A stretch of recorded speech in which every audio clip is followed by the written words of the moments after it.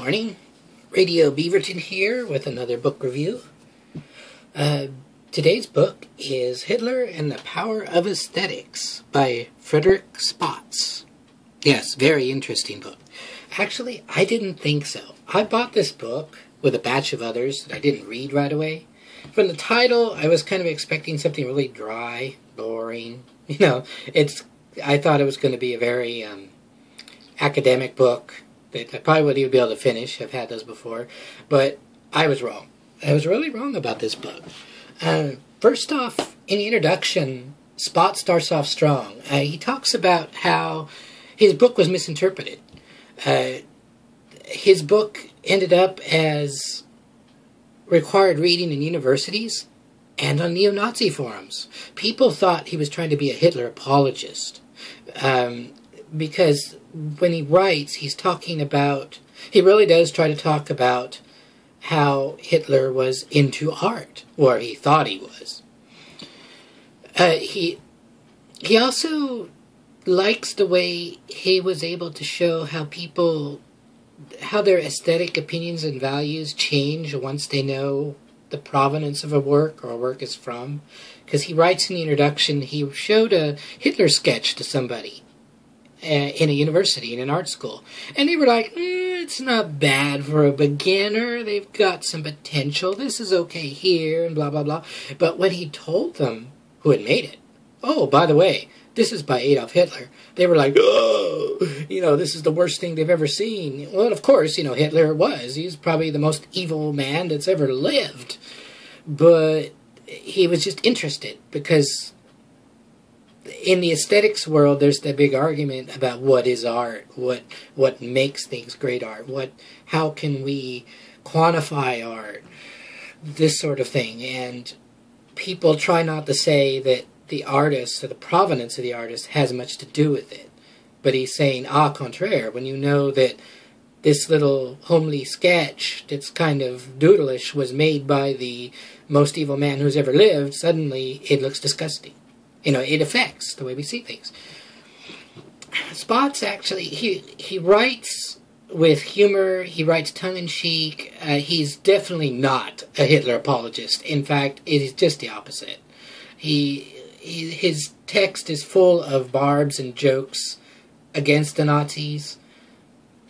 One thing I do have to say is the book is very long, and it is very thickly written. Spots is an academic, and he will expect you to digest difficult ideas with sometimes convoluted sentences. He writes from the assumption that you already have a nodding familiarity with aesthetics, art history, art criticism, and World War II. He does explain things and give some background, but he doesn't spend too much time on it. And this is also something I personally like, because it bores me to death when a historian feels the need to digress for 10 pages to explain something that they just introduced. And usually I've forgotten what the point is by the time they finish that. Another thing about this book is pictures. There are pictures all the way through it. There's pictures on almost every page. And here's another. See this picture here. I mean, if I didn't tell you who did it, you might go, well, that isn't too bad, kind of looks a little cheesy, kind of looks a little reproductionist, But then I tell you, yeah, this was done by Adolf Hitler in 1916. It's like, oh my God, I don't like it. Well, it's like the most evil man that ever lived that was the cause of deaths of millions of people. This is his doodle. Of course, you're not going to like it much. Anyway, back to what I was saying. Yeah, this is what I really loved about this book. I wish all the documentaries I read were like this. Even in this paperback copy, there's practically a page, and of course the pictures have to do with what's in the text. And that alone really made it great for me. Everything is covered in this book. He talks about Hitler and architecture, Hitler and paintings, Hitler and movies, Hitler and the Volkswagen, because, the Volkswagen was started by Hitler. He did the initial sketch for it. He talks about the looting of the valuable art by the Nazis, and he gives such detail. He gives lengthy lists, and I had to skip through them, but what I think he was doing was he wanted to give these lengthy lists of just tabulated lists to really give you the enormity of the pillaging they were doing in Europe. And through it all, spots remind you whose side he's on because he's always sniping at the Nazis.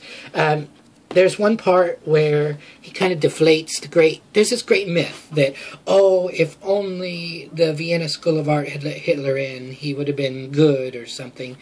And Spots kind of defends the Vienna art because Spots, of course, is an art expert. And I forgot how he said it, but it made me laugh out loud. Because he basically said, look, Hitler sucked. He couldn't draw people. He couldn't draw the human figure. I mean, yeah, okay. And his perspective was awful. If you look at some of these figures really good, you'll see that, I don't know, doors are like 12 foot tall if you look at them or compare them to the people. I mean, the guy, he was a doodler, but he sucked. He wasn't going to get in any art school. So that's what Spots is saying, and it's kind of, he writes with a lot of humor. What it reminded me of, there's been a lot of books that have criticized the Nazis through the year. People have this, bad people have this romanticized idea that, oh, if it was only for Hitler, the Germans could have won. Well, no, they kind of sucked. Yes, they did suck, you neo-Nazis. The Luftwaffe sucked. It was made improperly. They didn't have a strategic bomber. They had no projection of power capability. The Luftwaffe sucked. So, this is and what's interesting here is that Spots is kind of like being the art historian backup to all of the military analysis and to all of the, it's sort of like the aesthetics world's chance to take a potshot at the Nazis. Anyway, I highly recommend this book to anyone that's interested in art history, World War II, and the Nazis. It took me a long time to get through it. It's lengthy, it's densely written at times, but it's really entertaining and it's really uplifting. Spots holds back no punches in showing you not only in what the world lost in the horror of the Nazis, but it kind of makes you realize how much we got because they failed. He tells you what they had planned in the art world alone. I mean, we know what they had planned for everybody else, death. But in the art world alone, he lets you know what they had planned. And it really makes you go, well, I'm glad those guys failed.